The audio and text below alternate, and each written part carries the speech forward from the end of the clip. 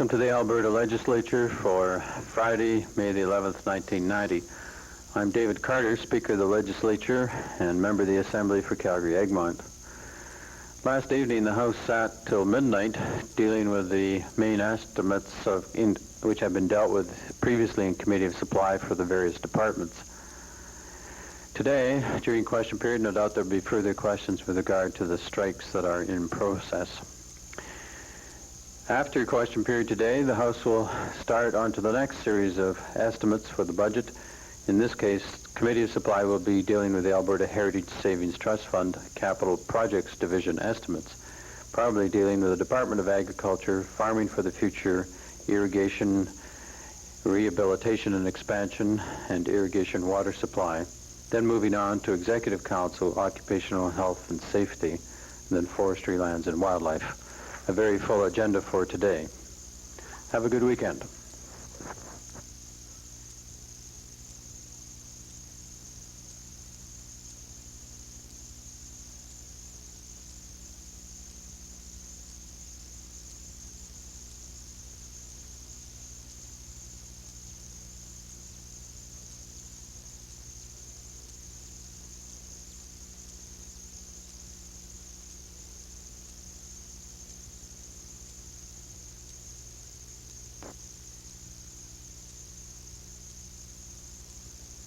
Let us pray. Lord, renew us with your strength. Focus us in our deliberations. Challenge us in our service of the people of this great province and country. Amen.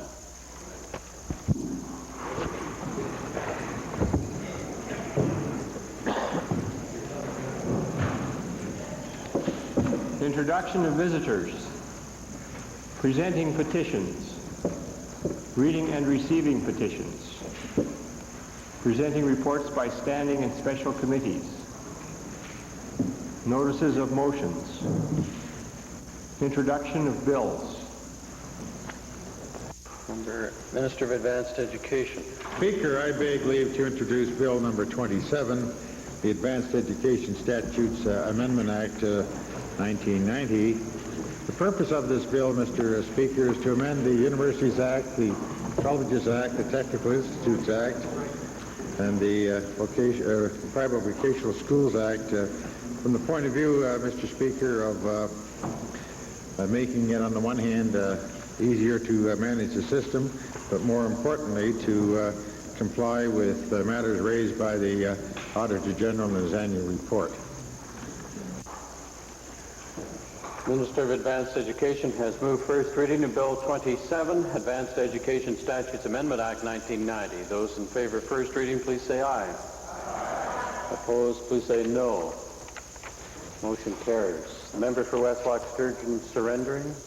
Thank you. Bill number 27, Advanced Education Statutes Amendment Act 1990, introduced by the Honorable Mr. Gogo, is now read a first time.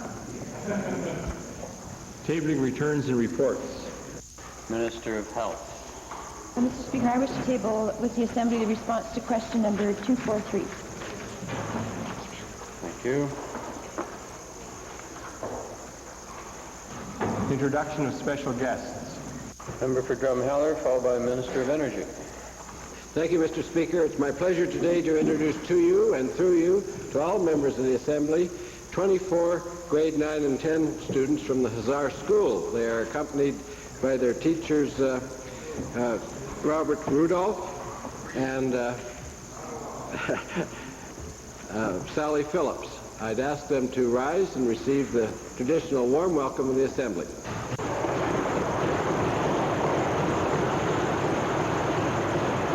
Mr. Bradley.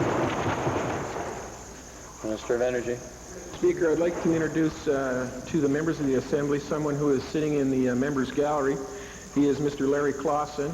He is president of the Petroleum Resources Communication Foundation and is in Edmonton today to meet with myself and the Minister of Culture and Multiculturalism with regard to the Hell's Half Acre Interpretive Center in Turner Valley. I'd like Mr. Clausen to rise and receive the welcome of the Assembly.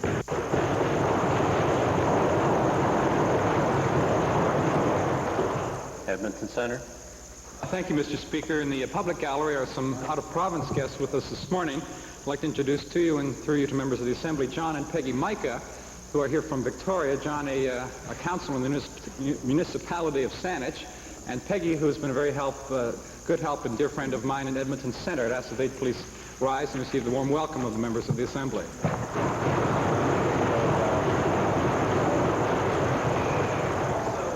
Also in the gallery, Mr. Speaker, is a very bright young Canadian student who's just finished with straight A's, graduated from McGill University in Montreal, before she goes to study international business and law at Columbia University in New York City. She also happens to be my niece.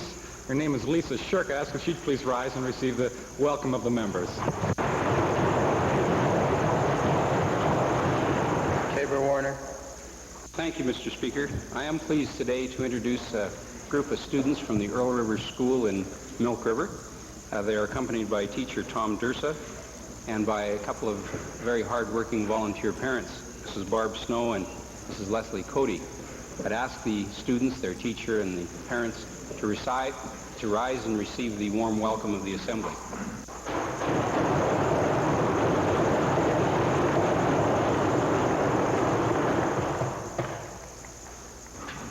Ministerial statements. Oral question period. Forgive me, Honourable Leader of the Opposition, for just a moment. Just a few brief comments. Yesterday was the slowest question period that we've had in some time, and we've had the fewest number of questions and answers given. Perhaps all members on both sides will make the questions shorter and the answers. Please and thank you. Leader of the Opposition. Thank you, Mr. Speaker. I'd like to direct my questions to the Solicitor General. Now, Mr. Speaker, comments made yesterday, both inside and outside of this Assembly by the Solicitor General, show, to me at least, that he has no control over his own negotiators in the dispute with corrections officers in AUPE Local 3. Mr. Speaker, yesterday he said, and I quote, "The pensions have not been bargained, Mr. Speaker. In fact, the pensions were bargained. If you want to use the term loosely, Mr. Speaker, the Solicitor General's negotiators made an official so-called final offer on May the 8th that states, and I quote, a joint committee to be formed to review subsidiary 003 concerns with respect to the pension plan, unquote." Mr. Speaker, since the Solicitor General was wrong when he stood here yesterday and said pensions weren't bargained, is he aware now of what actually occurred in bargaining sessions in Local 3, or do I have to give him an update? I would appreciate an update, Mr. Speaker. Thank you.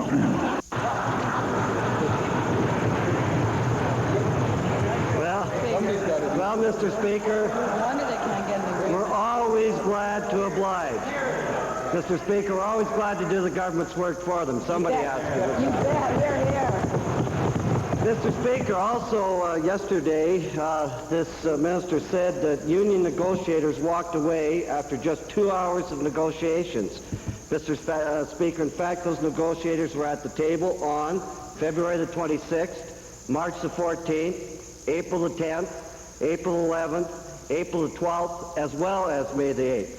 Mr. Speaker, yesterday, the government negotiators, handed them a single handwritten page 2 hours after they got there that supposedly addressed their major concerns about pensions with a committee to review the problem, Mr. Speaker. Another committee, Mr. Speaker. Now, I want to ask the minister, doesn't the minister understand that handing the union this garbage about a study forced them away from the table and off the job? Here. Mr. Speaker, pensions are an extremely complex matter, and it's not surprising to me at all that they would be reviewed by a committee if in fact that is what is being proposed, and if it is to be done at all, it seems to me a committee would be involved. Pensions involve actuaries, it involves, it's a very, very complex issue. And as I indicate, that a committee would almost have to be involved if that in fact was the case.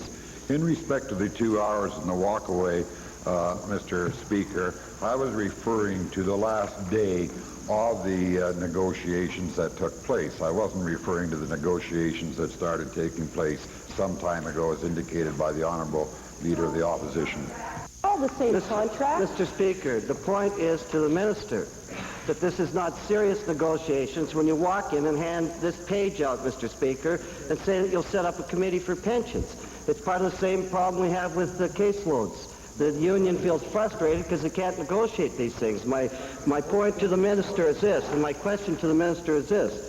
Will the minister get his act together and say to his bargainers that they will now go back to the union with a serious proposal on pensions, Mr. Speaker? If they do that, they'll be back in the job. Right on.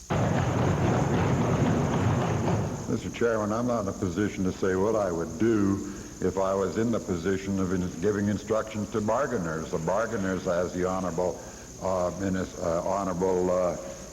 Leader of the Opposition knows, comes under the PA&O, which is a matter directed by the Minister of Labour. Second main question, Leader of the Opposition. That's scary, Mr. Speaker. But my question will go then to the Minister of Labour. As this minister in both these disputes well knows, I believe, that these bad, regressive 19th century labor laws have forced social workers and correctional officers into a so-called illegal strike. Yeah. Mr. Speaker, the main issue in the social workers' strike, as she well knows, is the impossible caseloads. So far, this government has hid behind their unfair laws and the courts and refused to negotiate seriously. Now, the minister knows full well that under Section 39 of the Public Service Employees Relations Act, it is incumbent on the government to make every reasonable effort to enter into a collective agreement. Right. Mr. Speaker, the union has made clear that they will be at the table at 10 o'clock this morning for bargaining, Mr. Speaker, for bargaining purposes, and this would go a long ways to settling this dispute. My question to the minister, has the minister sent the government's bargaining representatives to this meeting for serious negotiations? Mr. Speaker, talk about hiding behind the law. The Leader of the Opposition seems to be indicating that it is the law that is preventing the union's negotiators from coming to an agreement. Why then have we got a master agreement after 3 months of hard bargaining? In that case, the union's negotiating team, a different negotiating team, came to an agreement, and they came to an agreement last Saturday. Now that indicates to me that a collective bargaining process, when there is a goodwill to settle on both sides, which there was in that case, will work. It has to do with the motivation behind the people who are at the table. And I'm saying that the social workers walked off the table, refusing to bargain, refused mediation, and the Solicitor General's prison guards, the same thing. They also walked away. We have said consistently we want to negotiate these things, and we will be at the table provided they're at work. This is the point. More conditions. Silly, ridiculous laws. Now you're going to hide behind them. And the minister seriously avoided my question. They're sitting there ready to bargain. Has the minister set representatives there? If not, why not? It's really a wonderful thing to see, Mr. Speaker, when we have been saying day after day after day, as soon as you're back at work, we'll be at the table waiting for you, which is where we've been for a long time. Suddenly they say we're willing to negotiate. I'm pleased to see that the union, the bargaining team for the social workers, is finally willing to negotiate. It's about time they're willing to negotiate. They say they can come to an agreement quickly. My question is, if they can come to an agreement that quickly, why did they put all of those people at risk for more than a week? All of the severely handicapped, all of the people who depend on welfare and have nowhere else to go for help, all of the abused children, all of the children in our custody. Why haven't they been looking after them? Are they only interested in themselves? The minister knows full well that's a cheap shot to what they used to call valued employees, Mr. Speaker. They're the ones that are concerned, not this government. And the minister keeps avoiding the question. She says she wants this dispute to end. And I've asked her, Mr. Speaker, and there is stubbornness on this issue. I take it that they probably have it. Isn't it not true that you're deliberately provoking the strike and you want it to continue? Well, otherwise you'd be at the bargaining table. Right.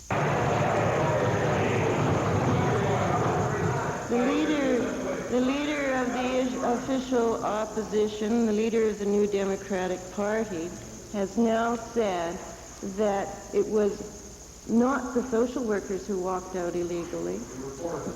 Not the social workers who walked out illegally at all. Now that logic fully escapes me. We've been saying from the first day, let's come to an agreement.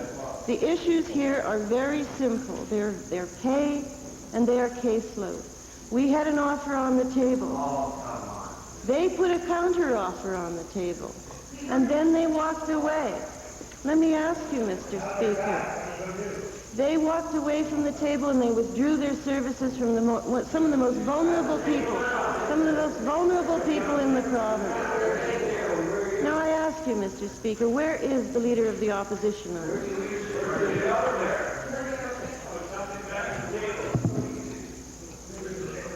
Glengarry.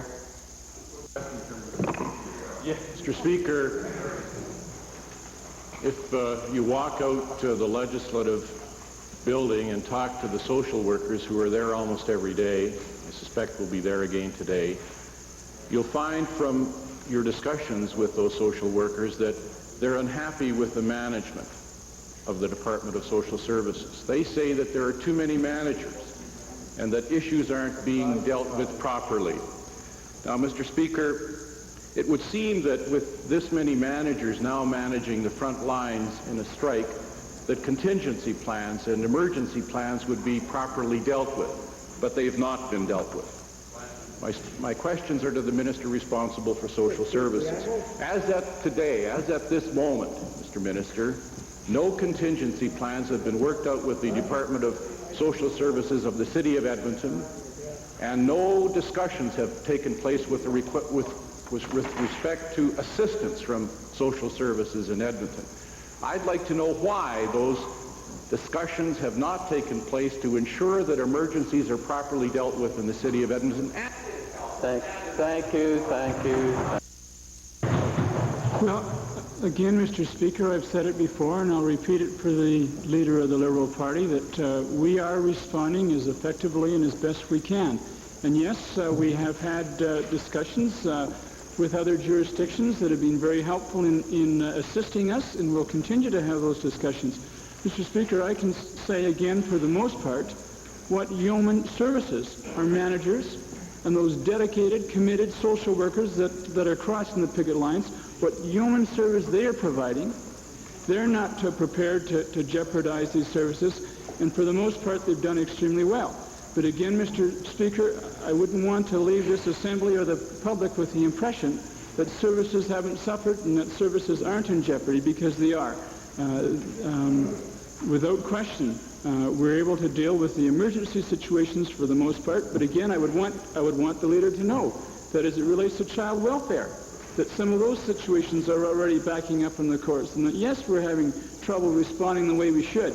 And that's, again, Mr. Speaker, why we have the legislation that we have.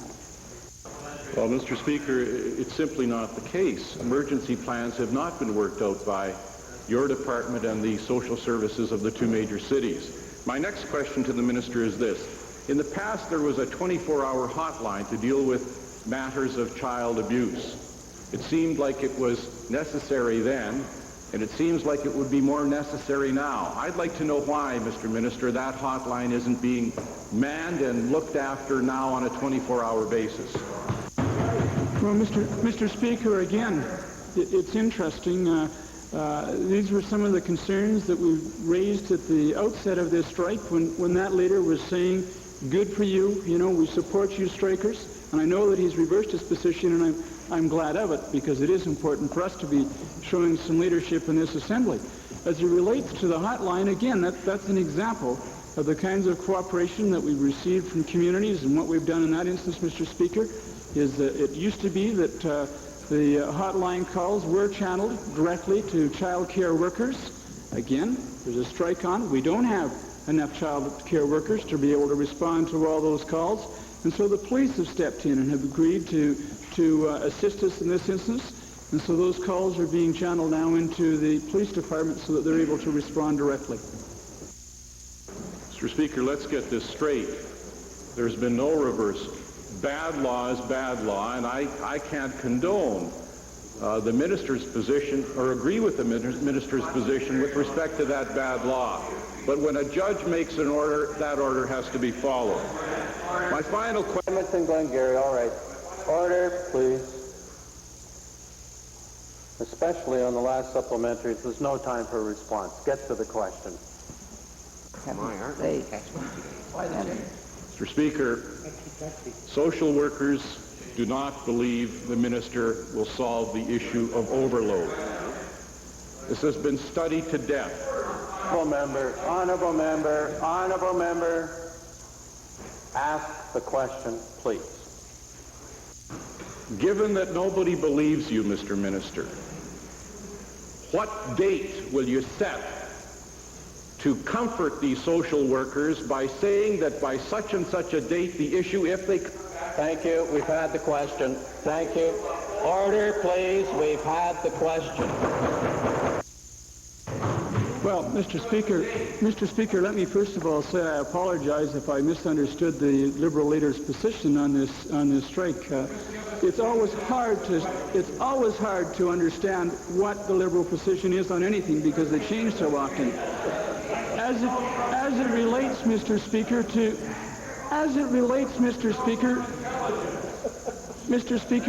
Just a moment. Honorable member for Edmonton Glengarry, you asked the question finally.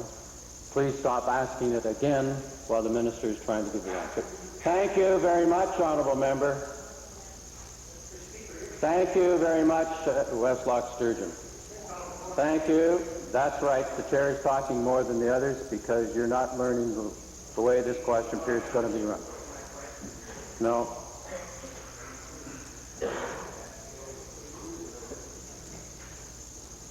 Minister, briefly with an answer. Mr. Speaker, as it relates to trust between social workers and this minister and this government, again, I can only say to the leader of the Liberal Party that over half of the social workers do have faith in this system. Over half of the social workers have returned to their job sites. Over half of the social workers maintain their commitment and dedication to children and seniors and handicapped and those in need. Mr. Speaker, I can only again assure the member that this minister and this government are committed to resolving those outstanding issues and those concerns, that we're prepared, Mr. Speaker, to sit down with social workers and come to some satisfactory agreements as it relates to those issues, but only, Mr. Speaker, only when social workers return to the job sites and come back to the negotiating table in a meaningful and sincere way. Banff Cochrane, followed by Edmonton Kingsley. Thank you, Mr. Speaker. Recently, a serious misunderstanding between the Department of Culture and the Friends of the Cochrane Ranch in Cochrane has arisen regarding the terms of reference of the Friends. This misunderstanding came to light after the department signed a lease with the Western Heritage Center, which identified an approved site for the proposed Western Heritage Center on the Cochrane Ranch. This site is not supported, Mr. Speaker, by a number of the Friends who were recently elected to the organization's board. As the minister has indicated on a number of occasions in this House, Friends organizations province-wide are extremely important to the operation of historic sites in our province. And thus my question to the Minister of Culture and Multiculturalism is, what is the minister doing to resolve this misunderstanding so that the Friends of the Cochrane Ranch can continue to provide the very valuable service both to the ranch and to the department? Mr. Speaker, I've had considerable correspondence with the current president of the Friends of the Cochrane Ranch Society, Mr. John Gray, and have discussed in correspondence with him both his expectations and the department's expectations about the role of the Friends of the Cochrane Ranch. It's clear that this organization, in its history, as all the other more than a dozen Friends organizations in the province, are established to handle donations at the site, to be involved in supporting government programs and department programs and facility programs on the site, and to provide a sense of, in quotes, ownership of the facility for the various communities. My correspondence with Mr. Gray indicates that he agrees with that perception And the Friends of the Cochrane Ranch Society are continuing, as they have in the past, to perform those duties and functions at the Cochrane Ranch. Thank you, Mr. Speaker. I'm very happy to hear the Minister's comments. And in light of those comments, can you advise us, Mr. Minister, when we can expect to have a master operating agreement as well as an interpretive services contract for the Cochrane Ranch? Mr. Speaker, I have written to the Friends of the Cochrane Ranch just a few days ago and have indicated to them that the two contracts and agreements to which the member refers are in the mail, signed, sealed, and about to be delivered. Edmonton Kingsway. Thank you, Mr. Speaker. I had intended to ask my questions of he who doesn't know, but I guess I'll have to settle for he who might know but may or may not wish to share with us. The member for Economic Development, Minister for Economic Development and Trade. Yesterday, the Government Order in Council number 254 opened the way for Creative International Alberta Corporation to buy the Cormy Ranch. On May the 1st in question period, the Treasurer promised Albertans, and I quote from the answer, "I can assure Albertans that the contract holders, Mr. Speaker, that there will be no sale of that property which puts one nickel in the hands of the Cormy family," unquote. Now, given that the Provincial Treasurer is now backtracking on this irresponsible statement, will the Minister tell us what the real situation is? Will the Cormy get any money out of this sale or not? Mr. Speaker, as the honourable member is aware, we have certain legal procedures that one must follow as it relates to the legality of the situation. We are going to make sure that the taxpayers, plus those individuals who had in the past invested, are well protected, as the Provincial Treasurer had indicated. The one item I missed when the honourable member put his question in his statement as to whether he is supportive of its economic development or not. That might be because I didn't say. Mr. Speaker, the order in council, which I would like to read into the record, was passed at a cabinet meeting on May the 9th and approved on May the 10th. It's number 254 of 1990, under the name of the Honourable Mr. Fairbottom. Foreign ownership of land regulation orders that the transaction under which the Creative International Alberta Corporation acquired an interest in certain lands. Here, please, honourable member. Perhaps you'd be good enough to give it in summary, ask the question, and file it. Let's go. Very short, Mr. Speaker. Well, all right. The key part of it is that it says that this sale is subject to certain conditions. And my question to the minister is that given this government's bungling on this affair right from the beginning, and given that their position seems to change from day to day and from minister to minister, will the minister be honest with Albertans and tell us just what are these conditions?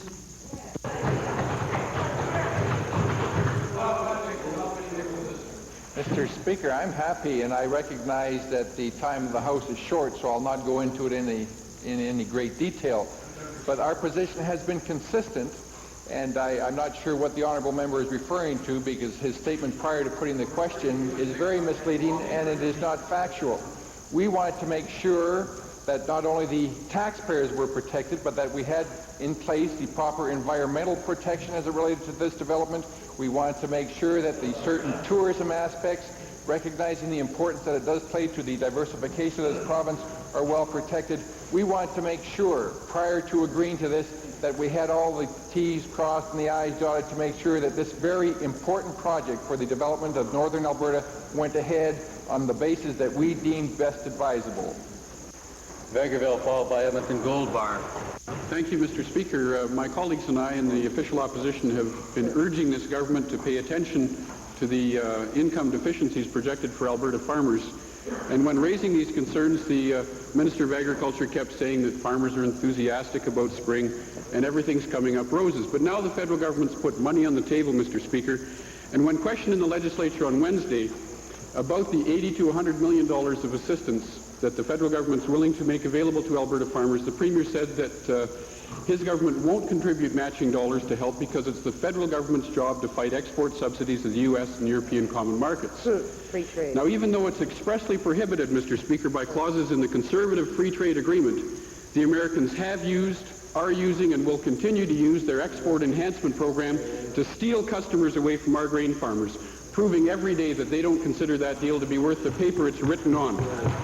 My question to the Associate Minister of Agriculture, Mr. Speaker, when will this government admit some responsibility for the low incomes of grain farmers in the province of Alberta, recognizing that their free trade deal has failed to protect our farmers from unfair U.S. subsidies? Hear, hear. Well, Mr. Speaker, first of all, I wouldn't want to pass comment on the statement of what the premiers alluded to have said, because I didn't hear the statement the same way the honourable member did. What the Premier did say, and what the Minister and I have repeatedly said, inside and outside of this legislature, is that agriculture is our #1 economic priority, and that we do support our agricultural industry in a very real way. And what we're saying in the discussion of the federal assistance program is that we stepped in 1986 with programs and on to address what we saw a deficiency and a problem created by European U.S. trade wars that have been ongoing and a high interest rate policy. We did that through our farm credit security program. We addressed the input cost problem with farm fuel distribution allowance, farm fertilizer. I could list a number of programs. And no, I will not admit that the free trade agreement is bad for our farmers. I think the proof is absolutely the opposite. The free trade agreement, although does not guarantee that there will not be trade disputes between the two countries, however, it puts in a mechanism to deal with those trade disputes that is much improved over what we have had. These guys are... Well, that's nonsense, Mr. Speaker. Given the fact that millions of dollars have been taken from the pockets of grain farmers through the loss of the two-price system for wheat, through the loss of interest-free cash advances, through the loss of oats, through the Canadian Wheat Board, and through lower than reasonable initial prices in the last 2 years, all a direct result of the free trade agreement, I'd like to ask this minister when the government's going to admit some responsibility because of the policies that they've initiated and committed us to, and then make a commitment to farmers to pony up some cash to provide the much-needed assistance from both levels of government. Right on. Twilight Zone. Well, again, Mr. Speaker, the honourable member is not living in the real agricultural world today. And what we are saying in the discussion with the federal government is that we are ponying up, and we have, and we will continue to support our agricultural producers. And we are prepared to be a part of this program on the basis of the initiatives that we have in the past, for the past 3 or 4 years. We in Alberta agriculture and this government did not wait for our agricultural system to be in a crisis position before we acted. We acted 4 years ago, honourable member. Mr. Speaker, the Mental Health Act was proclaimed in January. Now, as predicted by a number of us, the mental health advocate, another public servant, is expressing his frustration over the act. The advocate states that the act created the post, but it limits his power to improve care. Dr. Mervyn Hislop said the act prevents him from investigating an allegation of abuse unless he gets a complaint. Then he has jurisdiction over only involuntary patients. I'd like to ask the Minister of Health, Mr. Speaker, does the Minister agree that the advocate is seriously constrained by the limitations of this act? Mr. Speaker, the Office of the Mental Health Advocate was created by the Mental Health Act, which was proclaimed in this legislature. And the investigation of complaints by involuntary patients is really believed to be the highest priority in terms of the role for the mental health advocate. And I would remind honourable members that we are the first province in Canada that has such an advocacy role for the mental health involuntary patient. The first province in Canada to have that in statute as opposed to regulation. My view is that once we've had some experience with the effectiveness of the process that we've put in place, with the role of the advocate, we will have to assess as a legislature and as a government whether or not that role should be expanded. Thank you, Mr. Speaker. I wonder if the minister would comment to the House how the minister feels about the advocate now admitting that he has to engineer complaints in order to deal with important issues. I think it's time for amendments now, Mr. Speaker. Mr. Speaker, I don't share the view of the honourable member. I think we need to look at both sides of the issue, and the two sides are that we need to protect the rights and the interests of Albertans who are in care and respect the professional integrity of Albertans who provide care. There is a balance here. I believe we've struck a certain balance with the existing legislation, but we're going to keep a very close eye on it to see whether, as a government, we would recommend to the legislature that the mandate be expanded. But I think we need to give it the time to work, and I believe it's working effectively within the balance that I described. Member for Clover Bar. Thank you, Mr. Speaker. To the Minister of Municipal Affairs, the recent discovery of an $89 million reserve may not have been a surprise to the Edmonton municipal officials, but it certainly was a surprise to our taxpayers. The money was originally advanced under one of the municipal housing programs. Can the minister explain how such program funds were to have been used? Mr. Speaker, I've had the opportunity of reviewing that matter after noting it in the media. Under the Alberta Municipal Housing Incentive Program, grants were made available between 1980 and 84 to the various municipalities to assist them in bringing on stream affordable housing and land development.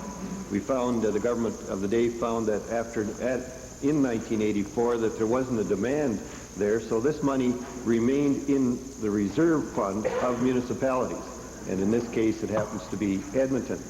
That money can be held in the reserve fund and used for purposes if they set other priorities, but at the current time I would suggest that the City of Edmonton should re-look at the need in terms of housing and land development here in the city. Thank you, Mr. Speaker. There appears to be, and I believe there is, a lack of public disclosure of municipal operating and capital reserves, either committed or uncommitted. Would the minister review? The honourable member should talk. Excuse me, Mr. Speaker. Would the minister review the requirements of the annual financial statements which municipalities file with his department, so that those statements require a disclosure of all reserve accounts? Mr. Speaker, at the present time, the municipalities do disclose those accounts, and they are available for public scrutiny. In the general financial statement of the municipalities, there is a column that's called total reserves, but they do not always break it down. We as a department do require a breakdown of those reserves, and they do report to us, and we look at them each year to make sure that the funds are there to back up the reserve column, and also that there is a designation for future use, so that they are well scrutinized, Honourable Member. Mr. Jasper, please. Mr. Speaker, the Department of the Environment publishes water resource principles for Alberta, a glossy brochure that has, among other things, the waters in each major basin must be fully and efficiently utilized before interbasin augmentation could be considered. It also says fish resources in provincial waters are protected as one of the recognized in-stream users of water. Well, Mr. Speaker, the Department of the Environment authorizes massive transfers of water out of the lower reaches of the Highwood River, which is a critical trout hatchery or trout habitat, something the minister will know about. Since 1984, the minimum guaranteed flow has been set at 70 cubic feet per second, which has resulted in massive fish kill year after year after year. My question to the minister is, when is this minister going to increase the minimum flows on the Highwood River to live up to the fine words in the glossy pamphlet? Thank you very much. We've heard the question. Well, Well, as usual, Mr. Speaker, the honorable member for Jasper Place has his facts wrong. He's totally out of date on this particular issue. As a matter of fact, the diversion and the expansion of the diversion from the Highwood to the Little Bow has been an ongoing matter of discussion. I've been meeting on an ongoing basis with parties from both sides of this dispute, and very basically, Mr. Speaker, before any diversion is approved, we will establish first of all the inflow requirements for the Highwood River, and we'll do that on a consensus basis. After that has been established, we will prepare an environmental impact assessment, and there will be full public hearings through the Natural Resources Conservation Board on this particular matter, which should satisfy everything, or should resolve everything to the satisfaction of the parties involved, and hopefully to the satisfaction of the honourable member. Well, you said you were going to reform the Tories. They've deformed you. The minister knows full well that at a meeting on Wednesday, there were documents handed out from his department stating the 70 cubic feet figure applies again this year. More fish kill. The minister knows full well that water is needed to prevent the deaths of trout on the Highwood River this year. And my question is quite simple. Since he went to the trouble, the government went to the trouble of preparing an in-stream flow needs study, which said very clearly 283 feet per second is the minimum necessary to prevent fish dying. Only 20% die at that level. Below it's a much larger level. Why has the minister failed to respond to increase the levels this year? Mr. Speaker, this member has remarkable perception abilities. He wasn't at the meeting. If he was, I didn't see him. You know, but he purports to know everything that went on at that meeting. Well, he doesn't know everything that went on at that meeting, Mr. Speaker. So I'll tell him what went on that meeting. We said that we would use the 1989 guidelines, and that if the river became stressed, we would stop the diversion. We are going to install new sophisticated monitoring equipment that will provide information on a minute-to-minute basis. And when that river becomes stressed, Mr. Speaker, then the diversion will be stopped. It's as simple as that. So simple that even the honourable member should be able to understand it. Calgary Northwest, followed by Calgary Glenmore. Thank you. Thank you, Mr. Speaker. In the spring of 1987, there was an agreement reached between the Faculty of Environmental Design at the University of Calgary and the Department of Culture. Culture agreed that the faculty students would proceed with a report regarding the development of the Cochrane Ranch area, and everything was proceeding well until the department officials realized that the final report that was being prepared would not support the development of the Western Heritage Centre as currently proposed. Upon this realization, representatives from the Department of Culture attempted to censor the report, and when that failed, they refused to pay for the report. To the Minister of Culture and Multiculturalism, is the Minister aware that members within his department attempted to censor the report and change the recommendations which were against the development of the Western Heritage Centre? No, Mr. Speaker. That doesn't surprise me. Now that he's aware of it, will the minister, because I just made him aware of it, will the minister agree to make good on the commitment from his department and pay for the report as they initially proposed to do? Well, Mr. Speaker, I'm not aware of the details. I'm aware that a report was done by students at the University of Calgary. But the circumstances under which that report was done and the agreements pertaining to it, I'm not aware of, but I'll certainly investigate it, and we'll make sure that it's all tidied up so the honourable member can be satisfied. Calgary Glenmore, followed by Stony Plain, then Edmonton Meadowlark. Thank you, Mr. Speaker. It's been brought to my attention by constituents of mine who have relatives in the Sunset Lodge currently operated by the Salvation Army. They've expressed concern that the Salvation Army Grace Hospital in Calgary is proposing to set up a freestanding hospice unit specifically for caring for persons with AIDS disease. The residents of the Sunset Lodge are very concerned about the proposal for this and are concerned that the Department of Health will be funding this unit, and I would like to ask the Minister to clarify, the Minister of Health to clarify the Department's involvement and response to this proposal. Health. Mr. Speaker, there is currently a proposal from the Salvation Hospital Grace in Calgary to set up a freestanding clinic, or a freestanding hospice rather, and it's similar to a previous proposal which was not supported for funding. We recently, or in fact last year, released the guidelines with respect to palliative care for patients and believe that it should be accommodated within the existing health system. I haven't responded to the proposal by the Salvation Army Grace regarding their second proposal, and I don't think I should do so in this assembly because it's not the proper forum. But I do understand, because I've had some letters from residents of the Sunset Lodge who are concerned that the proposed location in the proposal is theirs. But I think that's a question that should be addressed to the board of the Grace Hospital, because in the proposal to the Department of Health, the hospital has not identified the site that they are considering for the freestanding hospital.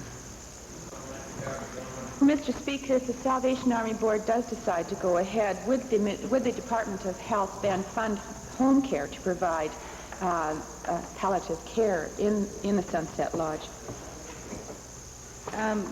Mr. Speaker, while the question is somewhat hypothetical, I think I can respond with respect to what is the policy with respect to palliative care. And priority has been and will continue to be that we strengthen palliative home care as opposed to the freestanding concept of it, but I would have to wait to respond officially to the hospital when that occurs. Stony Plain. Thank you, Mr. Speaker. As the Solicitor General is well aware, I brought to his attention the case of a constituent of mine who is concerned about the retention of the records of people who have been acquitted. In his letter of March 28th, the Minister stated that these records are never destroyed. Will the Solicitor General please explain what the policy of his department is with respect to the retention of records of citizens who have never been convicted of anything? Mr. Speaker, the matter of records pertaining to criminal matters in the courts and the RCMP are by and large almost exclusively within the scope of the federal government and their maintenance of records by the police, by the law enforcement agencies in the federal government. Mr. Speaker, our research has revealed that the federal authorities, the RCMP, the city police, all have a policy in some form of destroying or returning the records of people who have been acquitted and who have no prior criminal record. One of my staff has been verbally informed by the director of the remand center that my constituent's record has now been destroyed. It has, however, not been confirmed in writing.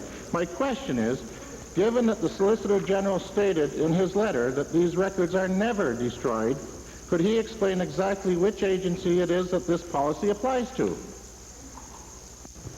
Well, I repeat, Mr. Speaker, that wherever federal records are kept, and all criminal matters are a matter of the federal government under the Criminal Code of Canada, we have no jurisdiction at all about what occurs with records at the federal level. And insofar as those records that we maintain, we believe that they are maintained on an ongoing basis for information in the future. I want to add, Mr. Speaker, that if and when these records are in fact maintained, they cannot ever be of any detrimental effect on anybody that has in fact been found not guilty. Edmonton Meadowlark. Edmonton. Thank you, Mr. Speaker. Mr. Speaker, in response to the seriousness of the global warming effect, 8 standing committees of Parliament structured an unprecedented and extensive 2-day forum on global warming and climate change for all members of Parliament, all senators, and all of their respective staff members. In Alberta, on the other hand, the Minister of Energy downplays the significance economic and environmental of climate change by misinterpreting the George Marshall Institute study, and the Premier's own Deputy Minister insinuates very, very cynically that those who are concerned with potential global warming are doing little more than overreacting. To the Minister of Environment, will the Minister say that would the Minister say that this unprecedented initiative in Ottawa is overreacting, or would he commit here today to structuring a similar forum for all members of this Legislative Assembly, their staffs, and senior officials in government in Alberta? Well, indeed, Mr. Speaker, my colleague, the Honourable Minister of Energy, and myself are structuring a format to do a full assessment of this whole issue of global warming. It's called a Clean Air Strategy for the province of Alberta. We'll be looking at carbon dioxide, we'll be looking at sulfur dioxide, we'll be looking at volatile organic compounds, we will be looking at those gases, those ozone, ground level ozone gases that are questionable at this particular time. And what we plan to do is to have a full exercise to involve the industry, to involve the public, to have good discussions on this matter, a full public consultation on this matter, and arrive at some reasonable, well thought out solutions. That's the way to go, Mr. Speaker. Standard answer. Give us some indication you're going to do something, and we wait and we wait and we wait, and it is absolutely never done. Mr. Speaker, will the Minister of the Environment admit that there is an inherent conflict of interest in having the Minister of Energy responsible on one hand for promoting energy sales and energy development, and on the other hand having the responsibility for conservation in that department as well? And would the Minister of Environment please indicate that it would be better if conservation were a responsibility within the mandate of his department? Speaker, it would be totally irresponsible not to have the Minister of Energy involved in this exercise, because so much of it relates to the energy industry. As a matter of fact, my honourable colleague met with the environmental network earlier this week to outline the clean air strategy for Alberta. And according to my discussions with the Honourable Minister, they were in full agreement with the approach this government is taking relative to the development of a clean air strategy for this province. The question period has come to an end, and the Chair apologizes for having to intervene on a number of occasions. However, the Chair also thanks all honourable members because we've indeed been able to get many more questions and answers in today. Orders of the day. Might we have unanimous consent to revert briefly to the introduction of special guests? Opposed? Carried. Thank you. Minister of Economic Development and Trade, followed by the member for Redwater Andrew.